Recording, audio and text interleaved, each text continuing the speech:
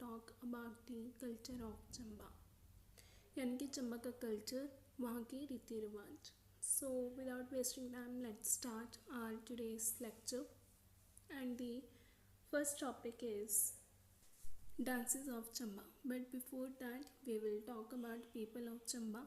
क्योंकि किसी भी जगह का कल्चर जानने से पहले वहाँ के लोगों के बारे में जानना ज़रूरी होता है. And this cutting I have taken from the Wonderland Himachal Pradesh book written by Jagmohan Malhotra. इसमें बताया गया है कि जो चंबा के जो लोग हैं वो कैसे होते हैं. तो देखो, चंबा के लोग बहुत ही अच्छे होते हैं. ट्रूथफुलनेस इनमें कूट कूट कर भरी होती है. हमेशा सच्चाई का ही साथ देते हैं. बहुत ज़्यादा मेहनती होते हैं. बहुत ही ज़्यादा ईमानदार होते हैं.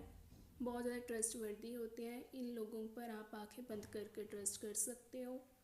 और इनका मोस्ट ऑफ द केसेस इनका कोई दुश्मन भी नहीं होता, क्योंकि आसपास या पूरी दुनिया में क्या हो रहा है उनसे इन्हें कोई मतलब नहीं होता. ये सिर्फ अपने में ही मतलब रहते हैं.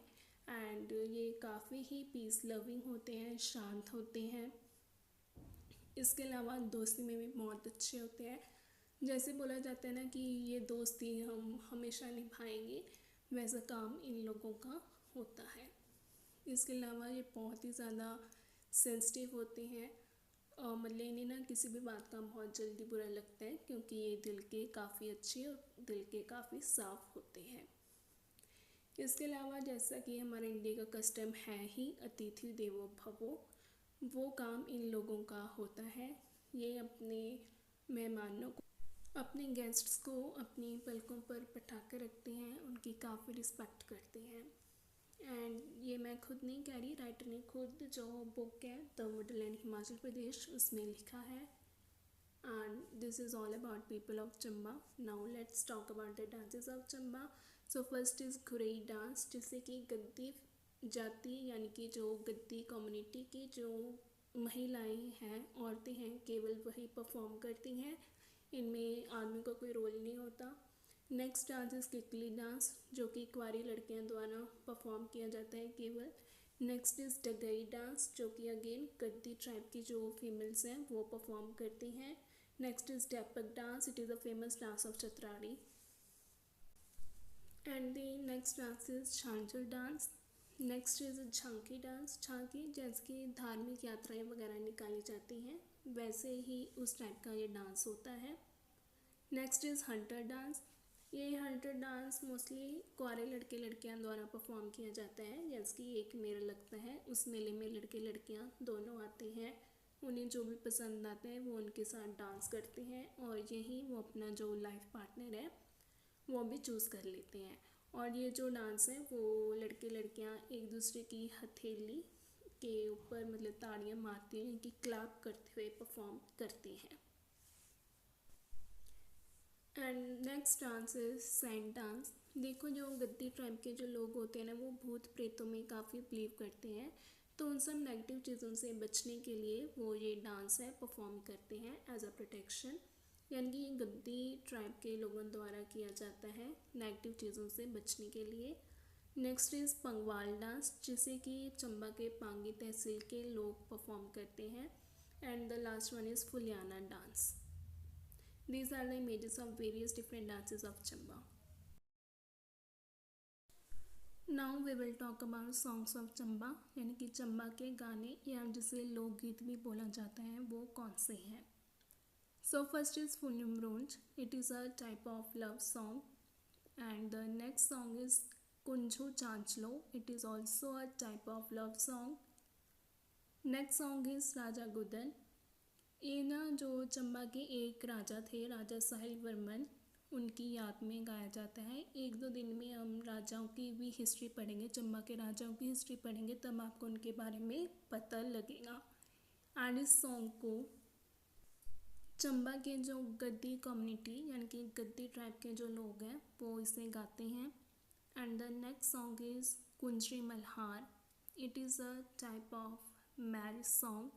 ये विवाह शादियों में गाए जाने वाला गीत है. And the next song is Bhuku Gaddi, जो कि अगेन गद्दी ट्राइब के लोग गाते हैं. Next song is Lachi. And the next song is Nawala. ये जो नवाला सॉन्ग है ये भी गद्दी ट्राइब के जो लोग हैं वो गाते हैं, और गद्दी ट्राइब के लोग इस सॉन्ग को तब गाते हैं जब वो शिव भगवान की पूजा करते हैं। Next song is Enchalia and the next song is Suhi Geet. These both are the marriage songs again, and the next song is Sukrat. It is also a type of marriage song, and it's all about the different songs of Chamba. Next we will talk about fairs and festivals of Chamba, यानी कि चंबा के प्रमुख त्यौहार and वहाँ के मेले कौन से हैं। And the first one is Minjar Mela. ये जो मेला है ये राजा साहिल वर्मन ने शुरू किया था एंड इसे हर साल अगस्त में मनाया जाता है। इस मेले में ना जो लॉर्ड वरुण है यानी कि वरुण देवता, उनकी पूजा की जाती है और ये रावी तट के किनारे मनाया जाता है। Very important from the examination point of view.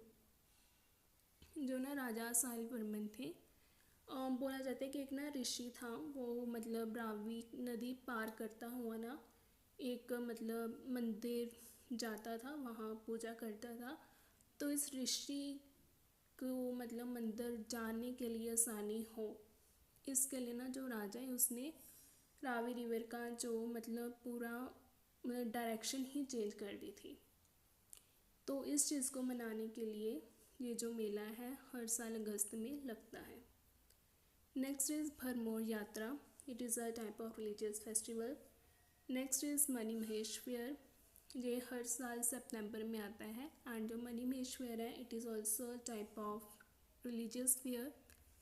And ना जो मतलब अभी भी ये काफ़ी न्यूज़ में है।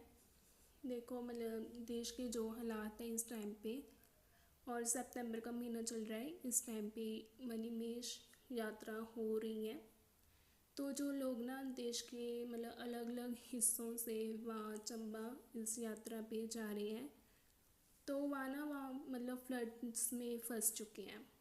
एनीवे मतलब मैं पब्लिकली कोई कंट्रोवर्सी में नहीं पढ़ना चाहूँगी, बट इतना ज़रूर बोलूँगी कि जो इस टाइम पे देश के हालात हैं, देश के अलग अलग हिस्सों में फ्लड्स आए हुए हैं, तो इन हालातों में जिन लोगों को हमारी हेल्प की ज़रूरत है हमें उनकी हेल्प ज़रूर करनी चाहिए जितनी भी हमसे पॉसिबल है। एंड ऑल्सो वन थिंग कि ना ये जो फ्लड्स आए हैं it is a type of man made floods. तो मैं ये बोलूँगी कि अभी भी टाइम है, हमें अपने एनवायरनमेंट का ध्यान रखना चाहिए, एनवायरनमेंट को इम्प्रूव करने की कोशिश करनी चाहिए, एनवायरनमेंट को गंदा नहीं करना चाहिए। मतलब जो हमारे साथ जुड़े हुए लोग हैं उन्हें भी हमें कहना चाहिए कि आप इन्वायरमेंट की केयर करो, उनसे गंदा मत करो, क्योंकि ना अगर कुछ लोग कोई चीज़ शुरू करते हैं ना तो धीरे धीरे मतलब पूरी दुनिया उस डायरेक्शन में चलती है। तो क्या पता हो सकता है कि मतलब अगर हम कुछ लोग एफर्ट्स करेंगे, पूरा देश एफर्ट करे, है ना।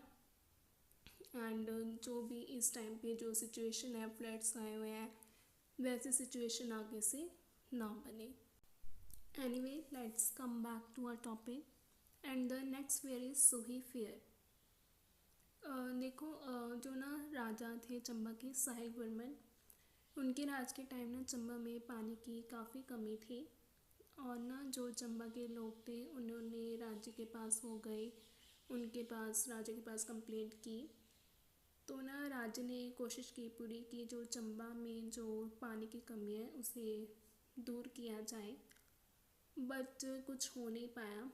तो एक बार ना राज्य को ड्रीम आता है कि मतलब ना उसकी ही फैमिली का पर्सन यानी कि उसकी फैमिली की ही कोई महिला अपना बलिदान दे तो चंबा में जो पानी की कमी है वो पूरी हो सकती है।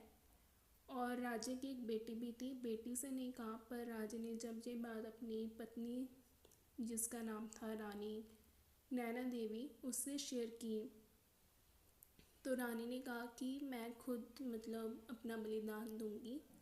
और फिर रानी ने अपना बलिदान दिया और जो चंबा में पानी की कमी है वो पूरी हुई। तब से रानी की याद में एक मंदिर भी बनाया था राजे ने, जो कि आज भी है, और वहाँ हर साल मेला लगता है।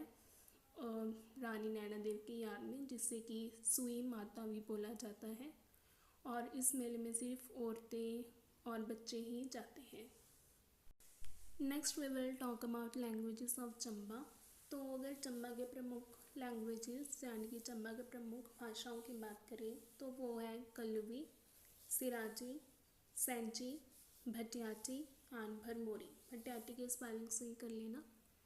और ना इसके अलावा चंबा में हिंदी तो बोली ही जाती है। Next we will talk about foods of Chamba. तो देखो, अगर हम चंबा के फूड की बात करें तो जो चंबा के जो लोग हैं वो कनक यानी कि वीट और मेज़ मतलब मक्की। तो वो चंबा के लोग कनक और मक्की यानी कि वीट और मेज़ की रोटियां खाते हैं। इसके साथ वो लस्सी लेते हैं और वो साग भी खाते हैं वहाँ के लोग काफ़ी। लस्सी को हिंदी में छाछ भी बोला जाता है। इसके अलावा चंबा के लोग दिन में 4 टाइम खाना खाते हैं।